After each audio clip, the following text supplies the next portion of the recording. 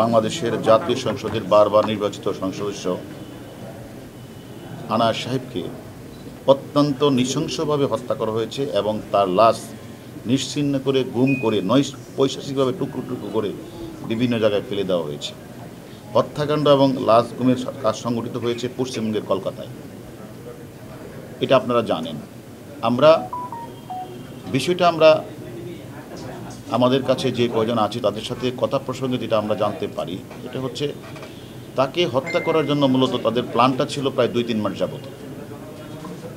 তারা এই প্ল্যানটা করে আসছিল তাকে মেরে ফেলবে এবং তারা যে এখানে যে মাস্টার মাইন্ড তার বাসাটা হচ্ছে গুলশানের একটি বাসা, আরেকটি বাসা হচ্ছে বসুন্ধরা।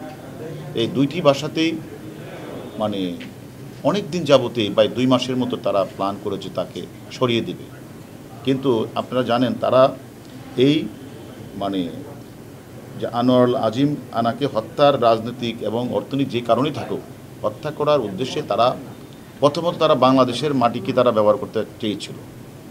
কিন্তু পরবর্তী পর্যায়ে বাংলাদেশ পুলিশের তথা ঢাকা মহানগর গোয়েন্দা সংস্থার তদন্ত সক্ষমতা এবং তাদের সফলতার কারণে এর আগে অনেকগুলি হত্যাকাণ্ড সংঘটিত হয়েছে। প্রত্যেকটি হত্যাকাণ্ডের ক্লুজ আমাদের ডিবি পুলিশ, ঢাকা মহানগর গোয়েন্দা পুলিশ আমরা বের করেছি।